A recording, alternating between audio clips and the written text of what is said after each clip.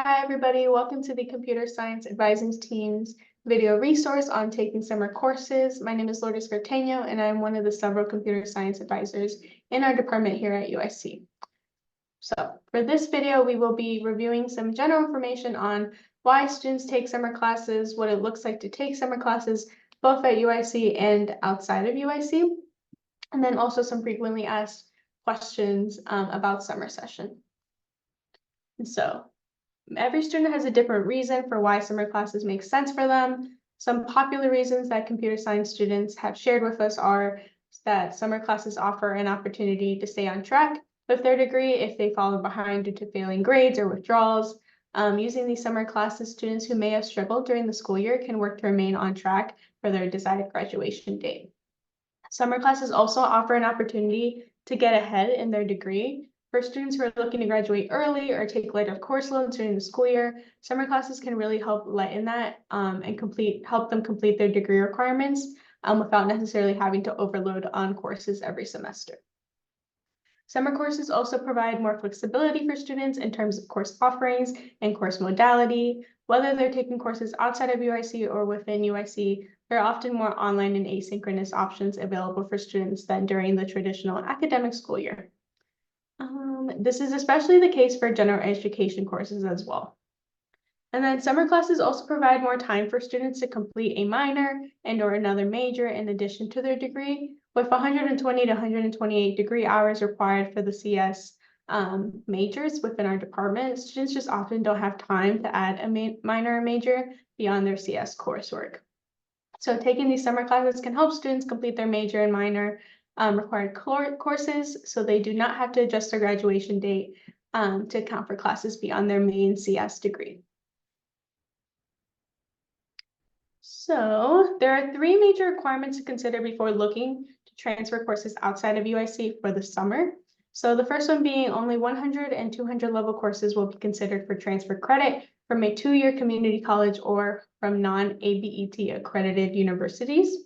Secondly, 300 and 400 level courses will be considered from ABET accredited programs, but detailed syllabi will be necessary to have that approved. And then also there is the university enrollment residency requirement. So either the first 90 degree hours or the last 30 degree hours of university work must be taken here at UIC. So taking classes outside of UIC, to get to the registration step for summer courses offered outside of the university, there are a few steps you need to take first. The first being visiting transferology.com. This website is a database for evaluated transfer credit between colleges and universities. You might be familiar with this if you yourself have been a transfer student. Using this resource, you can determine course equivalencies between what your local community college or other university offers and what can count towards your degree here at UIC. To use Transferology, you just create a free account using your UIC email and begin searching for classes that will transfer in towards your degree.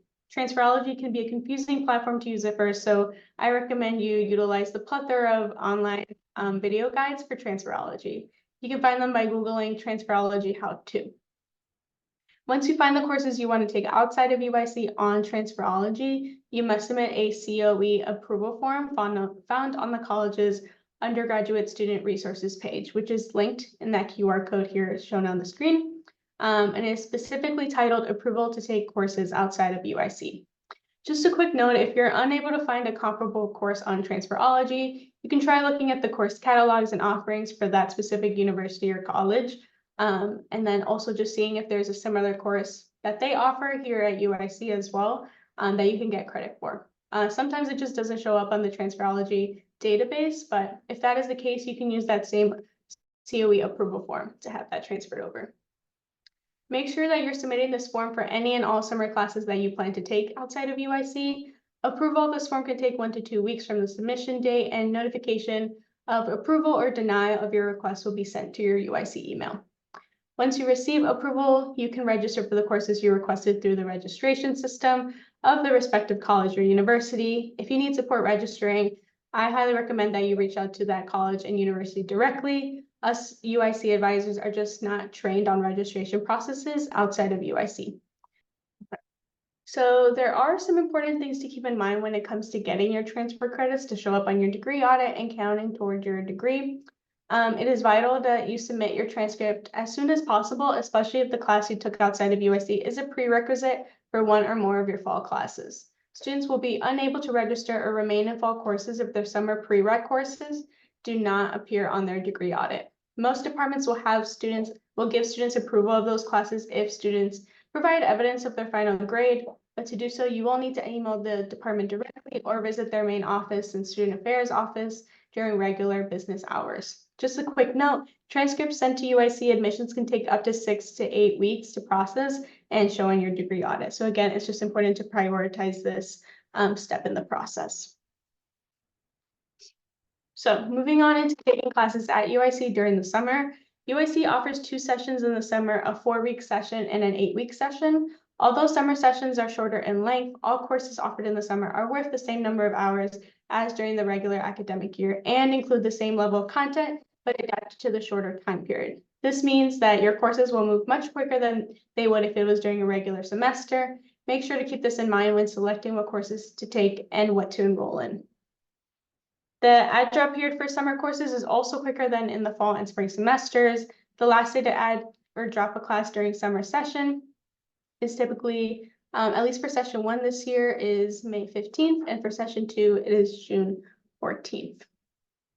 With those add drop dates in mind, it's important to note as well that if students complete a course during session 1, they cannot do a term withdrawal during session 2.